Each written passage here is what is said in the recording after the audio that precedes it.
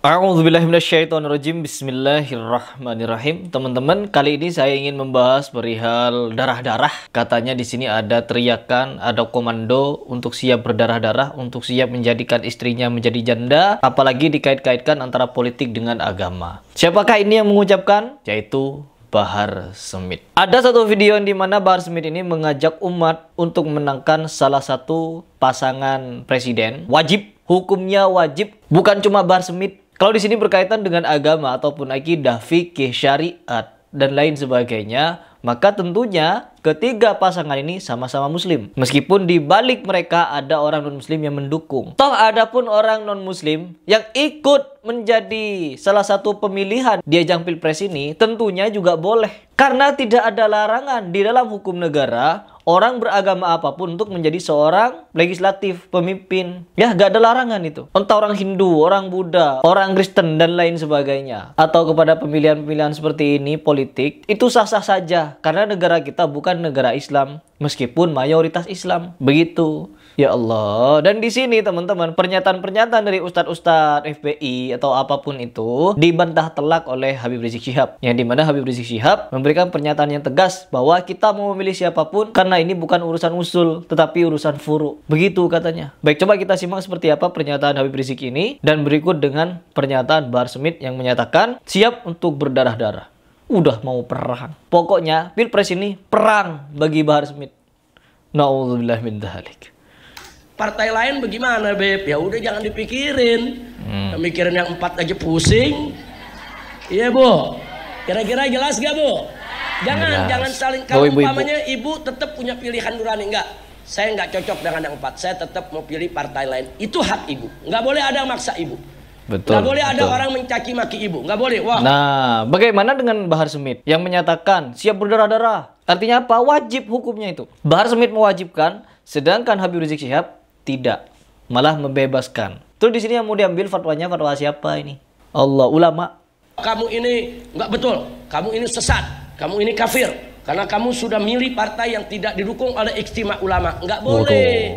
Karena urusan boleh, ya? ini urusan furu, bukan urusan usul. Betul. Ini bukan urusan usuluddin, ini urusan furu'uddin. Bisa jadi kita berbeda. Mungkin orang punya pandangan berbeda, makanya jangan kaget.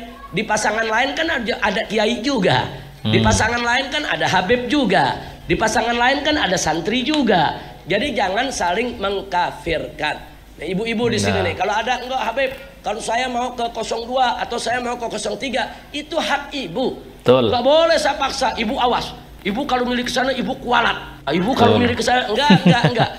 Calonnya semuanya muslim. Saya enggak perlu terlalu banyak komentar dengan semua calon. Ibu punya hak untuk pilih siapa saja. Semua yang hadir di sini. Wah, semua. Ingat, saudara-saudara. Ini ingat, ini peringatannya teman-teman. Dan sekali lagi, perbedaan ini mungkin saja hanya ada di media sosial. Kita tidak tahu apa yang terjadi di dalam FPI-nya atau di dalam komando Habib Rizik Syihab di dalam menginstruksikan untuk memilih siapa.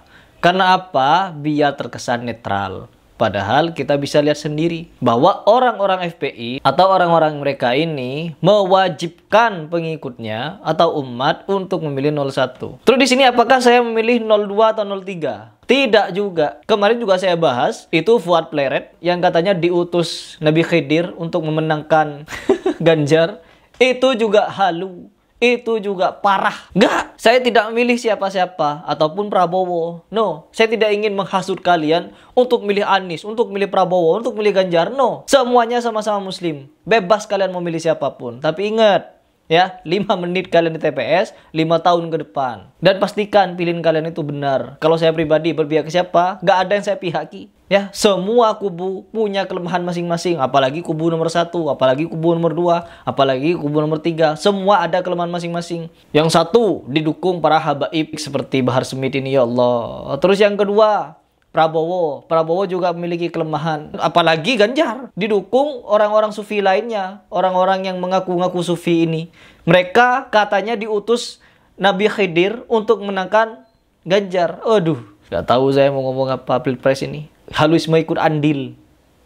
Lanjut. Suara-suara kalian yang menentukan nasib ke depan Indonesia. Baik buruknya bangsa, bagus atau rusaknya bangsa. Ini bukan ulama ini ya. Bahar ini bukan ulama yang mengulamakan. Mana ada ulama model seperti ini? Ya Allah. Bukan menggetarkan hati ceramah-ceramahnya, tapi menghasut orang untuk melakukan tindakan-tindakan yang seperti ini. Keras. Allah. Kekerasan nanti jatuhnya. Bener perang ini nanti. Nanti 2024 dalam pemilihan presiden, siap ikut komando ulama. Komando. Kurang keras, siap ikut komando ulama. Siap ikut komando imam besar. Siap ikut komando Habib Rizik. Siap memenangkan siapapun capres. Dia bawa-bawa nama Habib Rizik Syihab, sedangkan Habib Rizik Syihab sendiri tidak memberikan komando seperti ini, ya, menurut statementnya di media sosial. Allah. Yang keluar dari hasil istimewa ulama, siapa menangkan? Siapa menangkan? Walaupun harus berdarah-darah, siap. Aduh, sudah kayak mau perang. Sudah seperti mau perang ini ya. Berdarah-darah. Perihal pilpres. Kenapa harus ada komando seperti ini? Nanti andaikan ada yang curang, terus kita nggak terima, terus ditembak, siap. Kalian nanti mati, istrinya jadi janda, siap. Siap. Angkat tangannya, Allahu Akbar.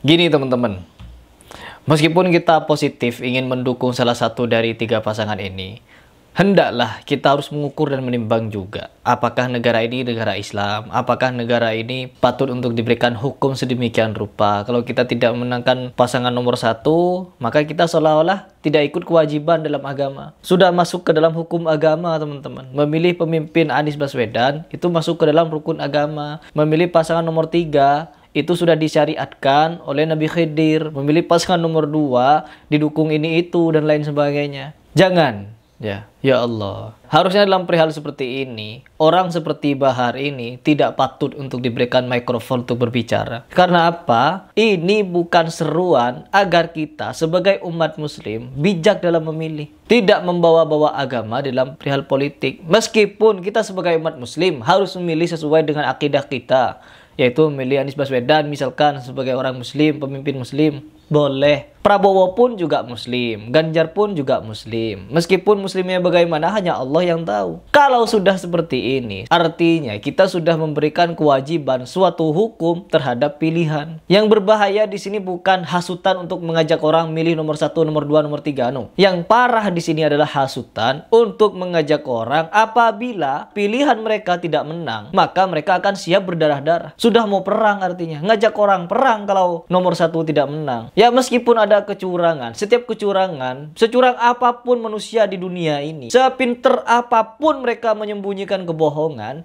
di hadirat Allah Subhanahu wa Ta'ala, semua akan terbuka. Kita mau berjuang sebagaimanapun, kita cuma menyampaikan. Ulama adalah menyampaikan. Jangan curang, jangan bohong, jangan nipu, jangan ini, jangan itu. Beginilah, beginilah, beginilah. Memberikan nasihat, bukan menjatuhi hukuman, harus ini yang menang. Tidak. Sebagai ulama adalah harus menasehati, memberikan bimbingan, bukan memusuhi. Seolah-olah yang 2 paslon lain musuh. Ketika mereka menang, harus ada perang. Atau ada kecurangan, harus perang. No, jangan seperti itu. Apalagi siap jadi janda. Aduh, jangan. Ya Allah, gak perlu diselesaikan ini. Baik, teman-teman. Mungkin itu yang ingin saya bagikan kepada kalian. Jadi, semua tergantung kalian. Kalian mau milih siapapun, itu terserah kalian. Kalian mau menangkan siapapun, terserah kalian. Tetapi di setiap ajang, pasti ada yang menang dan ada yang kalah. Menerima kekalahan dan mensyukuri kemenangan. Begitu. Entah kecurangan itu ada ataupun bagaimanapun, selagi itu diketahui oleh manusia, maka itu bisa diproses secara hukum. Kalau hukum dunia sudah tidak bisa mengatasi, kita pasrahkan kepada Allah Subhanahu wa Ta'ala